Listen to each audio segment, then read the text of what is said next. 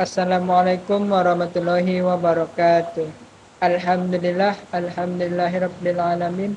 Wassalatu wassalamu ala asyrafil anbiya'i wal mursalin wa ala alihi washabihi ajmain. Baik, perkenalkan saya Arianda Rahmat Wahyudi. Pada kesempatan kali ini saya akan membahas mengenai rukun dan syarat wakaf. Sebelum itu kita harus mengetahui dulu apa pengertian dari rukun dan apa pengertian dari syarat. Rukun adalah pokok-pokok dari suatu amalan atau yang menjadi inti dari suatu amalan. Sedangkan syarat itu adalah segala sesuatu yang harus ada dalam suatu amalan. Selanjutnya yaitu rukun wakaf. Rukun wakaf ini ada 4. Yang pertama yaitu ada wakif, yaitu orang yang memberi wakaf. Yang kedua yaitu mauquf bih, yaitu adanya harta yang diwakafkan. Yang ketiga mauquf alaih, yaitu adanya orang yang menerima wakaf. Yang keempat yaitu sigat atau ikrar dari wakif atau pemberi wakaf. Selanjutnya kita akan membahas mengenai syarat-syarat dari wakaf. Yang pertama itu syarat seorang wakif. Syarat wakif ini ada 4. Yang pertama, wakif itu harus merdeka. Maksudnya di sini yaitu dia harus memiliki harta yang berlebih atau memiliki kelebihan harta, tidak dalam kekurangan. Yang kedua yaitu wakif ini harus balik atau orang yang sudah dibebani hukum. Yang ketiga yaitu berakal sehat. Maksudnya di sini yaitu seorang wakif ini harus mampu berpikir secara rasional. Dan yang terakhir yaitu tidak dalam pengampuan atau tidak dalam gangguan mental. Maksudnya di sini seseorang yang memberi wakaf tersebut harus memiliki sehat, bukan dalam keadaan gangguan jiwa. Selanjutnya yaitu syarat dari mauquf bih, barang atau harta yang diwakafkan. Yang pertama itu barang tersebut harus berharga. Maksudnya yaitu harta yang diwakafkan harus memiliki nilai ekonomi sehingga bisa digunakan untuk tujuan wakaf. Yang kedua yaitu diketahui kadarnya. Maksudnya yaitu harta yang diwakafkan tersebut harus jelas diketahui jumlah kadarnya, baik secara fisik maupun nilai. Yang ketiga yaitu berdiri sendiri. Maksudnya di sini yaitu harta dari wakif tersebut harus tersendiri, tidak tercampur dengan harta yang lain agar tidak menimbulkan permasalahan di kemudian hari. Dan yang keempat yaitu dapat dimanfaatkan secara terus-menerus. Harta yang diwakafkan harus memungkinkan untuk dimanfaatkan secara berkelanjutan. Adapun jenis harta yang diwakafkan ini ada 2, yaitu benda bergerak dan benda yang tidak bergerak. Benda bergerak ini seperti kendaraan, hewan, dan yang lain-lain.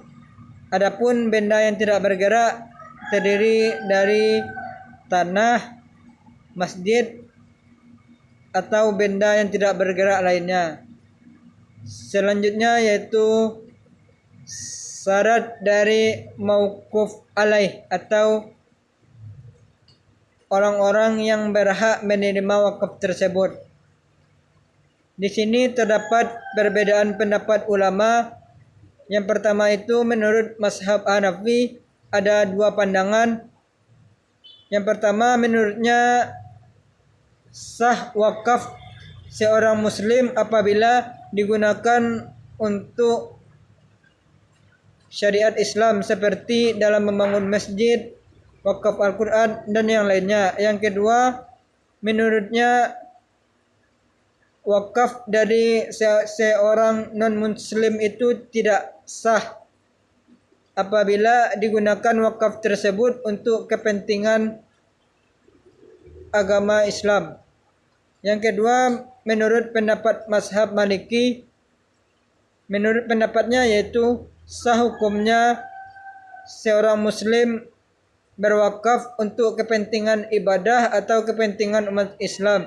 Sedangkan wakaf dari non-muslim apabila ditujukan untuk kegiatan masjid itu tidak sah. Sedangkan jika non-muslim tersebut berwakaf untuk kepentingan lain itu sah.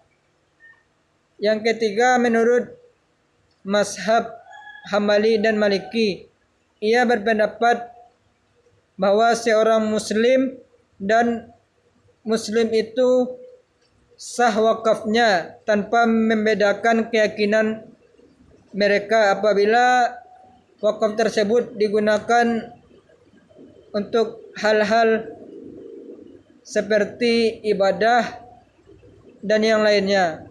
Yaitu syarat dari sigat wakaf atau ikrar dari wakaf atau serah terima dari wakaf. Yang pertama, sigat harus menjaza. Maksudnya di sini yaitu sigat wakaf itu harus terjadi seketika. Maksudnya harus langsung terjadi pada saat itu. Contohnya, saya wakafkan tanah ini untuk pembuatan masjid. Nah, itu kan langsung satu waktu. Yang kedua, sigat tidak diikuti dengan syarat batil atau palsu. Maksudnya di sini sigat tersebut tidak mengandung keinginan untuk mengambil kembali wakaf tersebut atau harta yang diwakafkan tersebut untuk dimanfaatkan dirinya tersebut, atau adanya syarat-syarat seperti adanya batasan waktu. Itu dapat membatalkan dari sigat wakaf tersebut. Yang ketiga yaitu sigat tidak diikuti pembatasan waktu. Dengan kata lain bahwa wakaf tidak untuk selamanya, tapi manfaatnya itu digunakan untuk selama-lamanya. Berarti hanya manfaatnya saja yang dapat digunakan, tapi hartanya tidak. Wakaf adalah sedekah yang disyariatkan untuk selamanya. Jika dibatasi waktu berarti bertentangan dengan syariat Islam, maka hukumnya menjadi tidak sah. Dan yang terakhir yaitu tidak mengandung suatu pengertian untuk mencabut wakaf yang sudah diberikan. Maksudnya di sini yaitu wakaf yang sudah diberikan tersebut tidak dapat diambil alih kembali. Itulah tadi syarat dan rukun dari wakaf.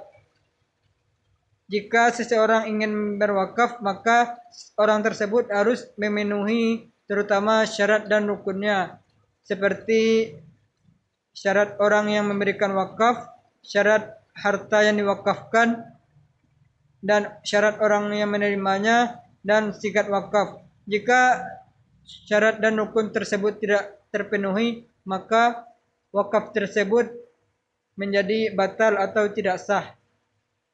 Mungkin sekian, saya akhiri dengan Assalamualaikum warahmatullahi wabarakatuh.